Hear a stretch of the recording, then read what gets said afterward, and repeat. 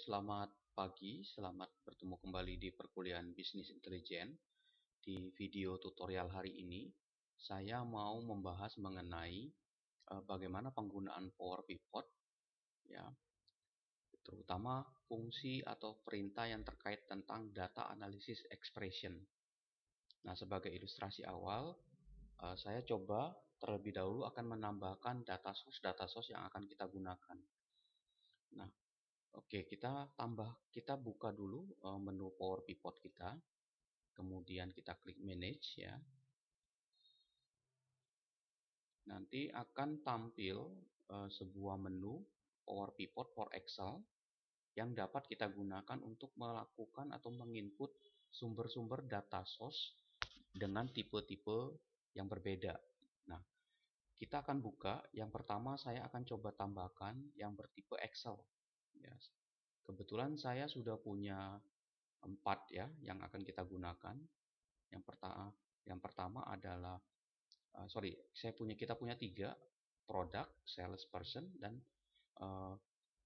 satu lagi tentang date ya. Nah, kita akan tambahkan yang product. Kita tambahkan product, berisi informasi tentang produk-produk yang terjual atau produk-produk yang diorder.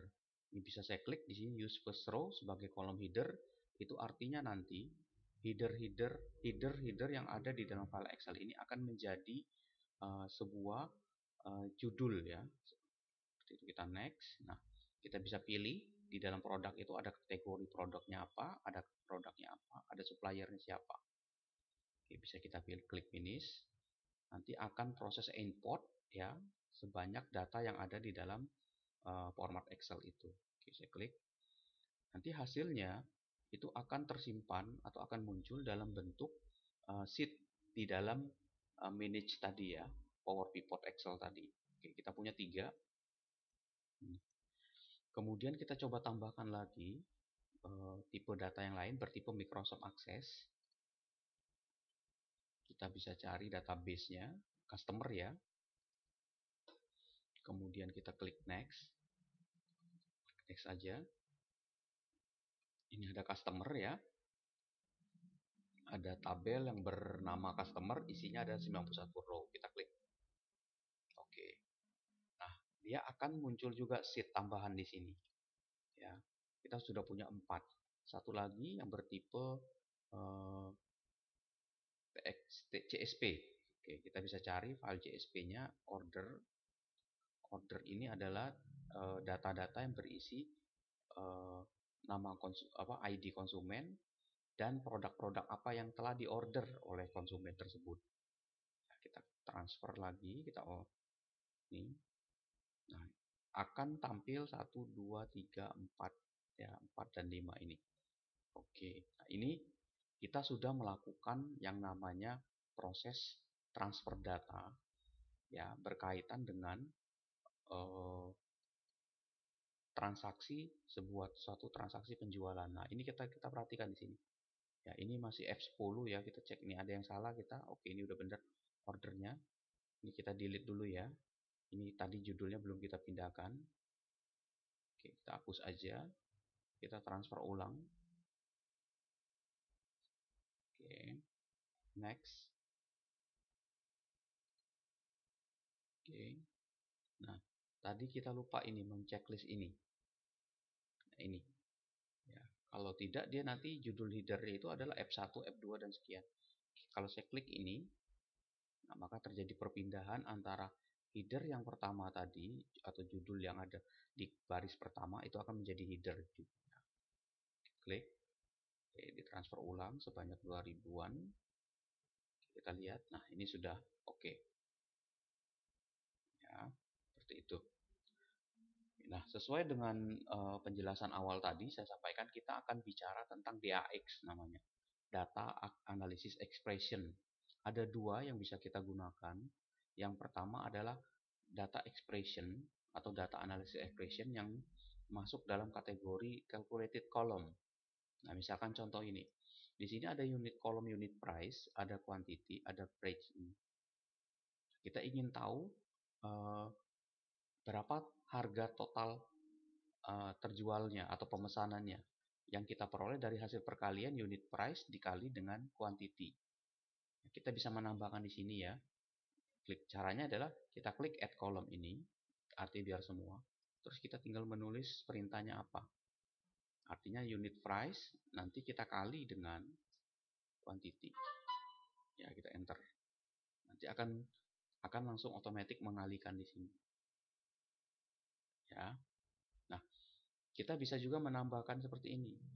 Misalkan kolom unit price kemudian dikali dengan ini, ditambah dengan ini sebagai freight ini, misalkan katakanlah biaya kirimnya, kita bisa menambahkan di sini komponen ini. Kita bisa menambahkan, kita enter. Ya, terjadi perubahan angka di sini. Oke. Nah, ini saya sebut, misalkan saya ganti, katakanlah ini total price ya, total price, total harga. Oke, ini kurang R ya, kita tambahkan di sini price. Oke. Nah, kemudian misalkan yang lain saya mau menambahkan lagi diskon, katakanlah di sini. Diskon itu diperoleh misalkan sebesar 10% jika kuantitinya ini di atas, misalkan di atas sebuah kriteria tertentu, misalkan di atas 30 ya, saya kasih diskon 10%. Caranya gimana? Sama, kita klik ini, kemudian saya tulis di sini perintahnya pakai if ya. If kuantitinya ini di atas 20 atau di atas 30, saya kasih diskon 10%, 0,1 ya, dikali dari total price ini. Ya, misalkan di situ. Kalau tidak, maka dia tidak ada diskon, tinggal enter. Oke, nah, saya dapat ini, saya ganti kolomnya diskon. Oke, kita analisa sekarang kolom ini. Ya, di sini ini jumlahnya 10, dia tidak dapat. Yang ini di atas 30, dia dapat. 10% dari sini ya, 15449 sekian. Ini tidak dapat, 15 ini ada, ini dapat, kemudian ini juga. Terus sampai ke bawah ya, seperti itu. Nah, yang berikutnya adalah kita tambahkan lagi satu lagi, final price-nya, yang merupakan hasil pengurangan dari total price dikurangi dengan diskon. Ya, total price dikurangi diskon. Sama caranya, di double klik ini ya, kita klik di sini add column-nya. Kemudian kita tulis sama dengan, kemudian kita kalikan antara total price ya dikurangi diskon, tinggal enter. Oke, nah ini adalah kita tulis sebagai final price. Oke. Nah, ini efeknya apa? Nanti kita lihat efeknya. Efeknya adalah ketika saya menambahkan pivot tabel, ya, misalkan di new worksheet ya. Nah, kita perhatikan di order tadi. Tuh, kita lihat di bawahnya, dia akan muncul di sini. Ya, dia jadi menjadi sebuah field baru di dalam sebuah nanti penambahan bentuk di pivot tabelnya seperti itu. Oke. Nah, ini yang kita sebut sebagai final price ya, atau penggunaan penambahan 3 buah field yang menggunakan perintah atau menggunakan DAX, namanya data analysis expression ya, di dalam Power Pivot. Oke.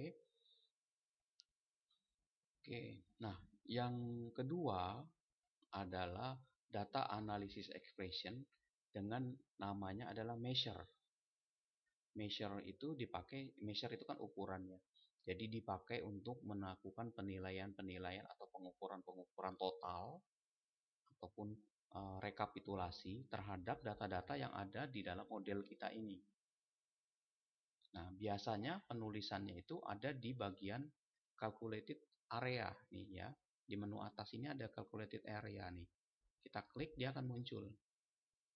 Kalau kita klik, dia akan hilang.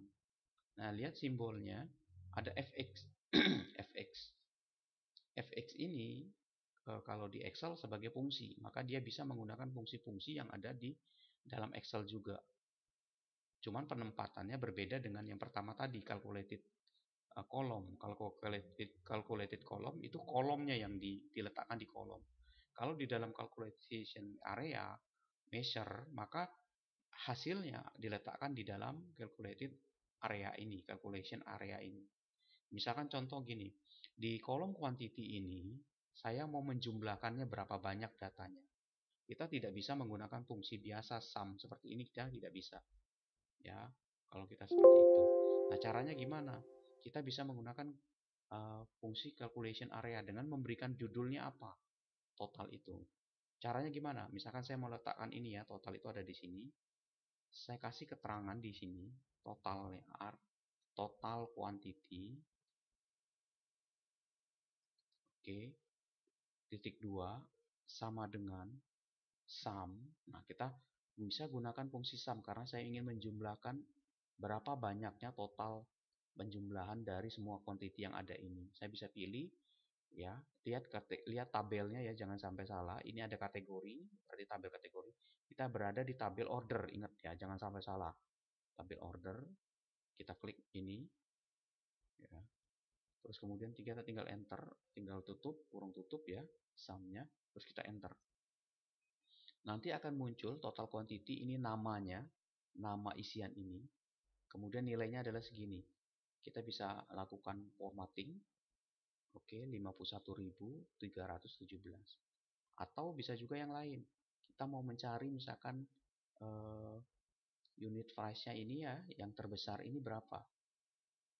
Atau misalkan ini total price ini yang tertinggi berapa final price? Bisa. Caranya gini. Misalkan saya tulis di sini maksimum final price, harga akhirnya berapa? Titik 2 sama dengan, saya bisa gunakan fungsi max ya. Nah, saya bisa cari max-nya ini nanti ke order ya, order ya, saya cari order. Nah, ini order ya, final price ini. Tinggal saya tutup ya, kurung tutup, saya enter. Nanti akan muncul di sini tuh sekian final price-nya. Jadi final price-nya adalah 14.542 yang tertingginya. Ya, seperti itu ya. Nah, ini kan ini 1000 ya, ingat ya, ini titik koma ya, 1000, 2000, ini 14.000. Seperti itu. Oke, nah ini cara yang kedua untuk menggunakan atau penggunaan DAX analisis ya. Seperti itu. Oke, ini tadi saya ke delete, saya ulangi dulu ya. Tadi itu saya tulis dulu di sini. Total quantity titik 2 sama dengan sum ordernya tadi ini, kita cari quantity, tutup. Oke. Oh, sudah ada ya, sorry. Oh, ini sorry, saya ke ini, saya ke apa istilahnya itu, kursornya ya, nggak merhatiin tadi. Mohon maaf. Nah, ini udah ada nih ya, jadi udah ada. Nah, efeknya ada sama seperti tadi di pivot tabel tadi. Jadi kalau kita menambahkan di pivot tabel, nanti pada saat kita tambahkan, biasanya dia ada di sini tuh, ada 2 total quantity. Ya, jadi kita bisa menambahkan total quantity yang tertingginya berapa. Nah, nanti kelihatan di sini total quantity. Nah, ini biasanya dipakai untuk rekap-rekap ya. Bisa ditambahkan maksimum price-nya. Jadi buat membuat rekap-rekap yang terkait dengan transaksi yang kita buat di sini. Oke. Nah, ini cara pembuatan DAX analisis. Nah, kemudian selain itu sebenarnya kita bisa membuat relasi antar data yang sudah kita buat tadi ini 1, 2, 3, 4, 5 dengan memilih menu diagram view ini ya. Jadi kita klik di sini, nanti akan muncul sebuah layar baru yang berisi tabel-tabel yang atau sheet-sheet yang sudah kita tadi tambahkan di dalam data model. Ya, kita cek di sini, tadi kita sudah menambahkan 5 ya. Nah, kita tinggal membuat relasi. Gampang sih relasinya, tinggal mencari misalkan kategori dengan produk ya, dengan ini. Berarti kategori ini kita drag ke kategori ID. Oke, nanti akan terbentuk relasi satu ke banyak. Begitu juga untuk supplier ini terhadap produk. Disuplai oleh siapa produknya? Oke, dapat nama suppliernya. Begitu juga konsumennya. Konsumen beli produk apa saja? Bisa ke tabel order. Nih. Oke. Begitu juga barang-barang ini yang diorder apa saja bisa ke produk ID. Seperti itu ya. Oke. Nah, ini kita sudah dapat nih. Jadi nanti pengaruh relasi ini adalah ketika kita menampilkannya di dalam tanda ke dalam pivot tabel, informasinya saling terrelasi. Jadi kita ID 1 dia langsung otomatis akan yang terbeli tadi di tabel order, kita akan lebih mudah mengedrag misalkan produk name-nya apa di situ. Contoh misalkan ini ya, kita balik lagi, kita buka di pivot tabelnya. Ya, oke, ini tadi yang tadi. Ya. Nah, misalkan saya mau mengambil katakanlah kategori ID, ada di tabel kategori ya. Saya pindahkan ke sini ke row-nya. Nanti ini. Nah, saya ingin tahu kategori apa saja yang paling banyak di order orang. Saya ngambilnya di quantity. Ya, quantity-nya saya pindahin ke sini. Nah, ini tinggal saya rapikan. Ya, bisa saya rapikan di sini. Pakai menggunakan option ya. Oke, format cell boleh, number format boleh. Ya, number format ini bisa kita pilih. Mau pakai number, ada ini use separator. Oke, nah ini ya, bisa dihilangin nolnya ya. Kalau misalkan kurang bagus, kita bisa tambahkan nolnya, bisa kita buangin. Nah, oke, ini totalnya. Ya, jadi ini kita bisa ganti judulnya, namanya adalah kategori produk, produknya apa. Kemudian ini adalah total ordernya. Ya, bisa diganti di sini ya, total order. Nah, sekian. Ya. Jadi ini adalah data tentang order. Nah, ini nanti ya, jadi nanti ini bisa dipakai untuk melakukan sebagai analisis nantinya. Ya. Misalkan contoh gini, saya mau membuat bar chartnya ya. Di salah satu caranya adalah di sini saya copy dulu ini ya. Yang ini saya tulis di sini. Ini C4. Saya enter. Oke. Saya copy ke sini. Oke. Ya. Nah, kenapa Pak diketik manual? Kalau saya copy misalkan ini kayak gini, enter. Nanti saya copy, tuh efeknya tidak berubah. Efeknya dia tidak menyesuaikan dengan kolom ini.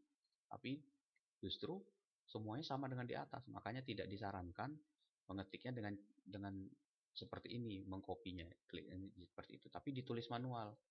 Ya, ditulis manual. Ini ada di C, berarti C4. Ketika kita copy, dia nanti akan ikut ke bawah. Seperti itu. Nah, misalkan ini ya, saya ketik, kemudian saya mau bikin conditional formatting untuk menampilkan barnya dia di sini, data bar. Ya, bisa dengan menggunakan new rule, boleh. Pilih all cell based on their value. Ya. Kemudian bisa diklik OK. Oke, bisa juga seperti ini. Atau kalau mau data barnya bisa pakai ini. Tuh, kelihatan di sini. Sekarang ini saya close dulu ya. Clear rule from entire select. Ini saya pilih yang bar ini. Oke, nah ini saya dapat. Kemudian saya juga bisa hilangin angkanya. Manage rule nanti. Ini data bar, saya edit. Oke, nah ini show bar only, ini checklist. Warnanya bisa diganti-ganti. Klik OK. Nah, hilang dia di sini. Jadi kelihatan bar data untuk transaksinya terlihat ya. Ya, ini 9.000 sekian. Oke. Nah, ini penjelasan terkait tentang data hasil tadi, pengaruh yang relasi tadi ya, pengaruh relasi tadi. Jadi akan mempermudah kita pada saat membuat analisis. Ini adalah barnya nih, bar chart total order. Oke, gitu ya. Nah, nanti sebagai pertanyaan, silakan kalian kalau ada hal-hal yang belum dipahami bisa ditanyakan eh, ke saya di kolom komentar ya, informasi-informasi yang ingin ditanyakan. Oke, satu lagi ya, kita bisa membuat grafik sebenarnya dari sini. Ini contohnya nih, ya, saya tinggal blok, saya bisa insert, saya mau bikin grafiknya apa nih. Nah, ini mau grafik ini kah, mau grafik model mana kah, ya, model seperti ini, atau misalkan grafiknya mau grafik yang model gini, grafiknya yang garis, ya. Tuh. Cuman kalau garis kan tidak terpengaruh antara satu jenis barang kategori 1 dengan kategori 2. Mungkin tidak pas ya kalau pakai grafik garis. Grafiknya bisa jadi grafik batang atau bisa juga menggunakan grafik lingkaran. Misalkan ini. Ya, seperti itu. Saya pilih grafiknya yang bar ya. Grafik bar. Oke, yang bar itu yang agak besar ini. Ini ya. Nah, ini. Nah, ini bisa kita letakkan di sampingnya. Kita atur ukurannya. Kita punya di sini totalnya. Ya. Jadi nanti kita punya informasi tentang grafik yang ada ini. Ini totalnya bisa disingkirkan di sini. Sudah kita atur judulnya nanti. Total apa yang kita inginkan di sini. Ya. Nah, ini kategorinya bisa dipilih. Ini select all. Ya, kalau saya mau pilih satu aja, ya saya oke. Tuh, dia hanya satu. Beverage saja. Di sini otomatis berubah juga. Kalau saya pilih semua, select all, oke, dia akan muncul seperti itu. Nah, ini contoh penggunaan grafik ininya. Ya. Kemudian kita bisa juga menambahkan sebuah informasi baru. Ya, untuk misalkan mempermudah pemilihan ini. Nah, di bagian analisis ini, di menu analisis ini, ada namanya slicer. Ya, slicer di sini. Slicer. Nah, ketika kita klik slicer ini tadi, misalkan ini contoh analisis, saya klik ya slicer. Oke, nah mungkin muncul di sini. Slicer ini akan mempermudah kita. Kita pilih yang kategori ya, kategori name. Oke. Nah, dia akan muncul nih. Ya, jadi saya tambahkan di sampingnya ya. Di samping ininya. Jadi ini akan memandu kita lebih mudah nanti pada saat memilih. Misalkan saya mau klik, kalau tadi kan kita pilih sini, kalau ini tinggal klik nih, dari produk muncul. Ya, kalau saya klik 2, kalau saya klik 3, ya kalau saya klik semua, dia semua. Seperti itu. Jadi kita sudah memperbaiki atau membuat file portable kita menjadi menarik. Nah, nanti di video ke depan saya akan sampaikan kita akan membuat sebuah dashboard ya, informasi yang menarik terkait tentang informasi yang sudah kita buat tadi. Oke. Dari saya untuk tutorial hari ini tentang penggunaan DAX ya, data analysis expression, ada 2 tadi ya, dengan menggunakan calculated column dan yang kedua dengan measure. Oke, silakan dicoba oleh kalian. Jika ada pertanyaan bisa disampaikan kepada saya di kolom komentar. Terima kasih dan selamat mencoba.